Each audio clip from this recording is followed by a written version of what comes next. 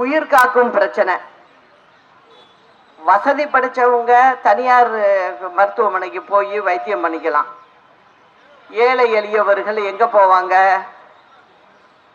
அரசாங்க மருத்துவமனைக்கு தான் போகணும். ஆனா அங்க ஸ்கேன் கிடையாது, எக்ஸ்ரே கிடையாது, டாக்டர் கிடையாது, மருந்தும் கிடையாது. இதுதான் தமிழ்நாடு முழுவதும் உள்ள நிலைமை. இதுக்கெல்லாம் பணம் இல்லை.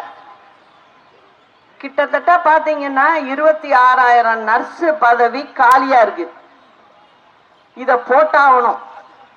தமிழ்நாடு முழுவதும் உள்ள மருத்துவமனைக்கு அவங்கள போட்டாகணும்.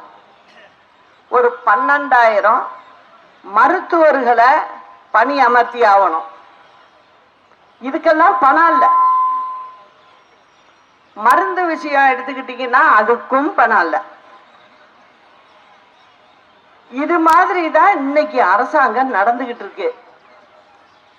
இதுல டோக்கன் எங்க இருந்து கொடுப்பீங்க? இன்னொருத்தர் 2 பேருமே பாத்தீங்கன்னா முதலமைச்சரா பணியில இருக்கிறவங்க. ஒருத்தர் இருக்கிறவர், ஒருத்தர் இருந்தவர். இவங்களுக்கு அரசாங்க கணக்கு வழக்கு தெரியலன்னு அர்த்தமா, இல்ல ஏமாத்தலான்னு சொல்றீங்களான்னு தெரியல எனக்கு. இத பார்த்ததுதான் நான் யோசிச்சேன், இன்னும் தமிழ்நாட்டு மக்களை எவ்வளவுதான் ஏமாத்துவாங்க இவங்க அப்படின்னு. இப்ப என்ன சொன்னாரு அவரு போன தேர்தல் அறிக்கையில?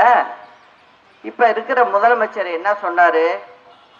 நாங்க வேலை வாய்ப்புகளை தென்பகுதி பக்கம் நிறைய நிறுவனங்களை உருவாக்கி தென்பகுதி மக்களுக்கு வேலை வாய்ப்பை கொடுப்போங்க அப்படின்னு சொன்னார். ஒரு நிறுவனம் கூட வந்த மாதிரி தெரியல. ஏதாவது வந்திருக்கா? இங்க உள்ள ஏழை எளிய மக்களுக்கு ஏதாவது வேலை வாய்ப்பு கிடைச்சிருக்கா? இளைஞர்களுக்கு வேலை வாய்ப்பு கிடைச்சிருக்கா? இல்ல இல்ல. அப்ப அது சொன்னது பொய், சுத்த பொய். இதுதான் பண்றாங்க. இப்ப நீங்க பாத்தீங்கன்னா நான் பேசுற இடத்துல அரசாங்கம் எப்படி இருக்கு, என்ன நிலைமையில இருக்கு, என்ன பண்ணுவீங்க, எப்படி இந்த தேர்தல் அறிக்கையை நீங்க கொடுத்தீங்க, இல்லாத சொல்லி ஏன் மக்களை ஏமாத்துறீங்கன்னு நான் கேட்கிறேன். அதுக்கு ஒரு சத்தத்தையும் காணும். பதில் சொல்ல முடியல, யாருக்கும் பதில் சொல்ல முடியல.